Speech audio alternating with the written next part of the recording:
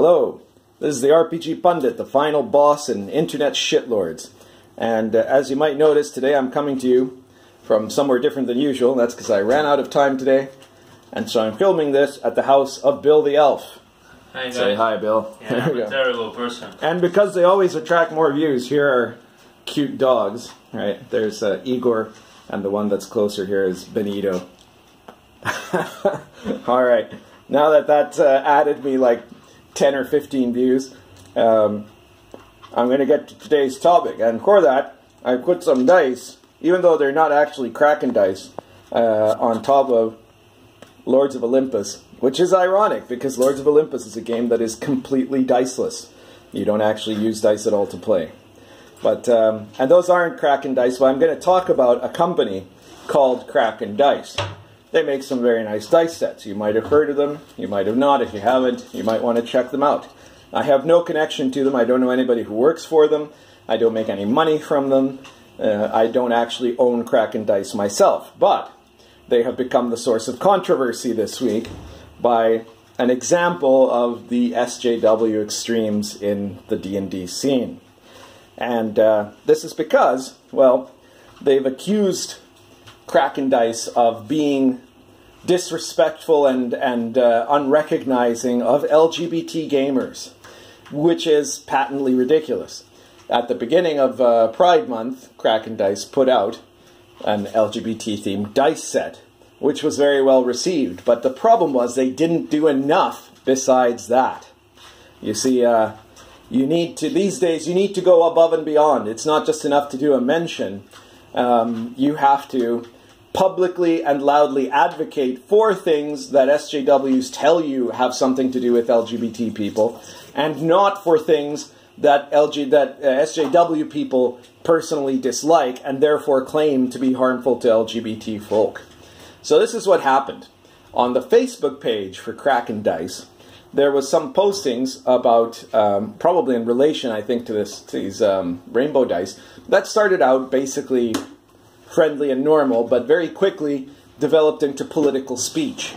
And Kraken Dice didn't want to have a bunch of political speech on their site.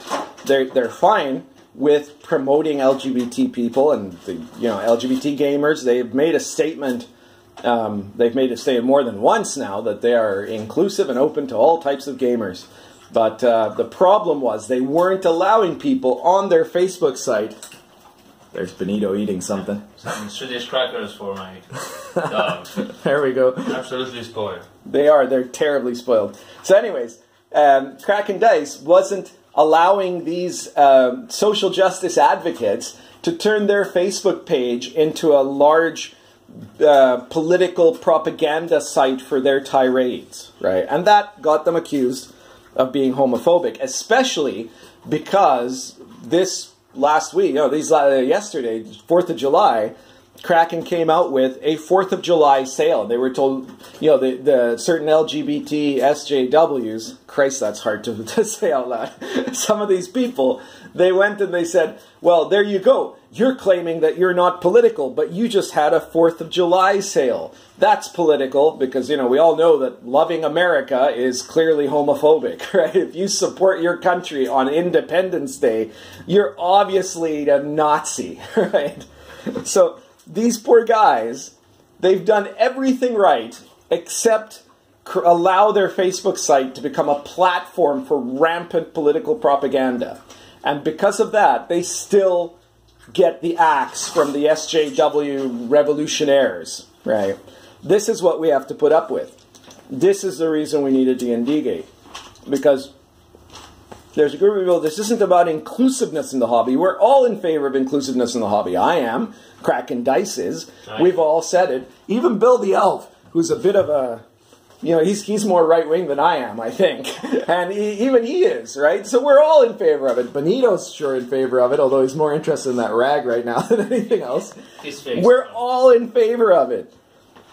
What we're not in favor is the politicization of our hobby and the idea that in the name of community, a tiny group of ideological fanatics get to dictate whatever happens in the hobby and get to run boycotts against people like these guys, like Kraken Dice, who make these very nice dice sets and just want to allow everyone to game, but they're being hounded right now by a group of ultra-leftist fanatics who's for the crimes of not letting their Facebook site be a platform for ultra-leftist views and for having a 4th of July sale. How dare they? How dare they have a 4th of July sale and show off, you know, their dice in the context of a celebration of their country?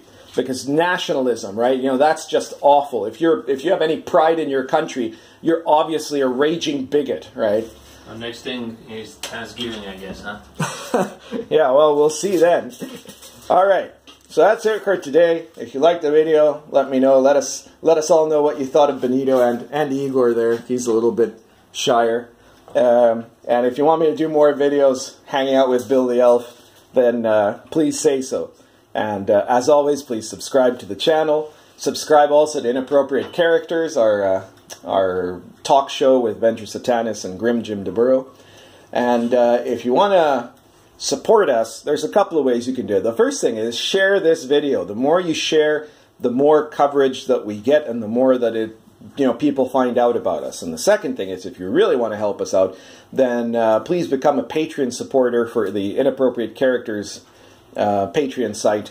Unless if you really hate Venger and Grimm, then just buy one of my books. But they're nice guys. So if you like all three of us, then go ahead and support us on Inappropriate Characters. We're all working for the same cause here.